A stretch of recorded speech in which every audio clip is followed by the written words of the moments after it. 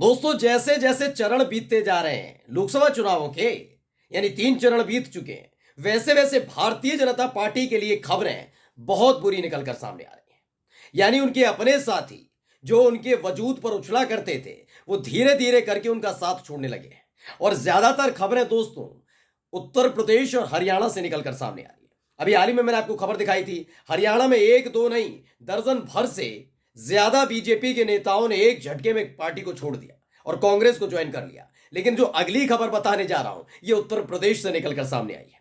योगी आदित्यनाथ मुख्यमंत्री बने, उनकी नजर उन तमाम पार्टी के नेताओं पर थी जो अपने सियासी वजूद के लिए लड़ रहे थे, यानी कि अपने परिवार के तहत मिली हुई सियासी विरासत को और ऊपर ले जाने के लिए लड़ रहे थे। एक थे मुलायम सिंह यादव के छोटे बेटे यानी प्रतीक यादव की पत्नी, तो दूसरी तरफ रायबरेली से कांग्रेस पार्टी के कभी बहुत ज्यादा कद्दावर नेता रहे अखिलेश प्रताप सिंह की बेटी, जी हां अदिति सिंह। इन दोनों ही नेताओं को तोड़ लिया गया था।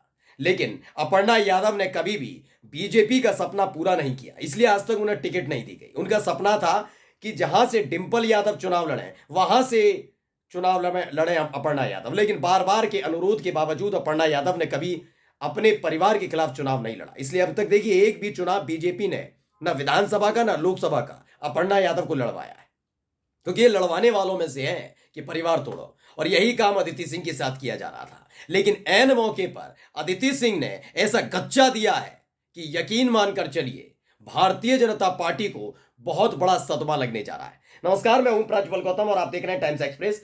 इन कद्दावर परिवारों के कद्दावर बच्चे जब एक साथ बीजेपी ज्वाइन कर रहे थे तो योगी जी भी मुस्कुरा रहे थे, मोदी शाह मुस्कुरा रहे थे, बीजेपी मजबूत हो रही थी।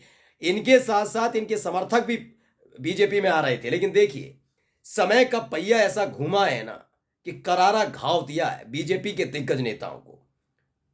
हाँ, एक दौर था 10 साल पहले का, जब एक राज्य से दूसरे राज्य, एक सीट से दूसरे सीट तक हर जगह बीजेपी का झंडा लहरा रहा था और उन्हीं झंडे और डंडे को उखाड़ कर फेंक दिया गया।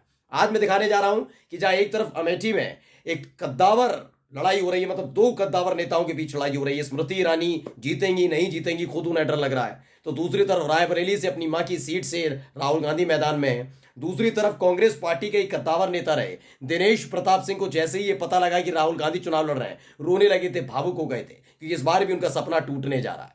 लेकिन आज अदिति सिंह ने क्या कहा है वो पहले देख लीजिए।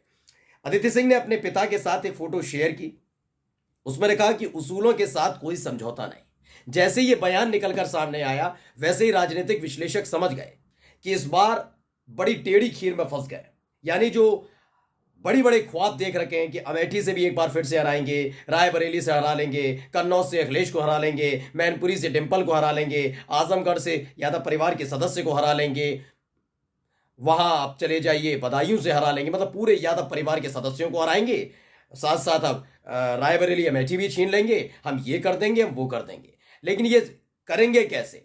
बीजेपी में मैं खुलकर कह रहा हूं, चुनौती देता हूं, बीजेपी में अपना खुद का दम नहीं है कि वो इतनी सीटें जीत सके अपने दम पर। उसने हमेशा परिवार में लड़ाई हो रही है, यादव परिवार में अगर द्वंद्व हो रहा है, तनाव चल रहा है, दरार है, रार है, तो उसका फायदा उठाया। उसने यही किया, दूसरी पार्टियों को तोड़ा, परिवारों को तोड़ा, विधायकों को, सांसदों को तोड़ा। उनकी अपनी पार्टी में इतना दम नहीं है उत्तर प्रदेश के अंदर कि अकेले सरकार बना पाए, अगर सब कुछ ठीक ठाक है तो। और यही वो स्थिति है जो आ चुकी है कि सब कुछ ठीक ठाक है सब तरफ। यादव परिवार में सब कुछ ठीक ठाक है, अपर्णा यादव जरूर बीजेपी में है, लेकिन आंखें दिखा रही हैं उनको कि मैं परिवार के खिलाफ नहीं जाऊंगी, चाचा भतीजे साथ आ गए, राहुल गांधी का जलवा देखने को मिल ही रहा है। इन सब के बीच अब अदिति सिंह भी समझ गई है कि ठीक ठाक स्थिति नहीं है। बाबा की सरकार तो बनी रहेगी, अभी कोई दिक्कत नहीं, लेकिन केंद्र की सरकार जाएगी, उसके बाद नकेल भी कसी जाएगी। तो इसी से समझते हुए शायद उन्होंने ये सब लिखा। और ये लिखा है, इससे महत्वपूर्ण बात अब मैं दिखाने जा रहा हूं। भारत समाचार ने एक खबर लिखी है, उसको पढ़ना चाहिए गौर से। उन्होंने लिखा, रायबरेली विधायक अदिति सिंह के पोस्ट से राजनीति गरमाई। मैंने भी बताया ना, अदिति सिंह ने एक्स पर लिखा, उसूलों से कोई समझौता नहीं। दिनेश प्रताप सिंह के साथ अब तक चुनाव प्रचार नहीं किया है। दिनेश प्रताप सिंह वही हैं जिनको मैंने अभी थोड़े दिन पहले आपको दिखाया था, जब राहुल गांधी के नाम का ऐलान किया गया कांग्रेस की तरफ से कि अमेठी से नहीं रायबरेली से राहुल गांधी चुनाव लड़ेंगे, तो उसी से थोड़ी देर बाद एक वीडियो सामने आता है। वो पहले मोदी जी, योगी जी, शाह बाबू, बीजेपी, नड्डा जी सबके गुणगान करते हैं और आखिर में कहते कहते रोने लग जाते हैं कि मैं आपने मुझ पर भरोसा जताया, मैं आखिरी वक्त तक उस भरोसे को जिंदा रखूंगा। मैंने उस वक्त भी आपसे कहा था वो भावुक नहीं हुए थे, वो रो रहे थे। वो रो इसलिए रहे थे क्योंकि इसी उम्मीद के साथ वो कांग्रेस छोड़कर बीजेपी में आए थे कि रायबरेली से चुनाव जीतेंगे। पिछली बार सोनिया गांधी सामने खड़ी थी इसलिए जीत नहीं पाए थे। इस बार उनको लगा था कि सोनिया गांधी तो राज्यसभा से जा रही हैं, इसलिए उनके सामने कोई उनके कद का छोटा नेता कोई उनसे चुनाव लड़ने जाएगा। रायबरेली में दिनेश प्रताप सिंह का मैं मानूंगा कांग्रेस के हिसाब से, बीजेपी के हिसाब से नहीं, कांग्रेस के हिसाब से अच्छा खासा उनका दबदबा है। तो उनको लगा अब कोई मेरे कद का कांग्रेस का नेता तो वहां बचा नहीं है, किसे उतारेंगे, छोटे बटे को उतारेंगे, हार जाएगा, मैं सांसद बन जाऊंगा, रायबरेली से सांसद बनूंगा, गांधी परिवार के गढ़ से सांसद बन जाऊंगा। लेकिन राहुल गांधी के नाम के ऐलान के बाद वो सिसकने लगे थे कि इस बार भी हार ही किस्मत में है। आगे क्या लिखा है, दिनेश प्रताप सिंह के साथ अब तक चुनाव प्रचार नहीं किया।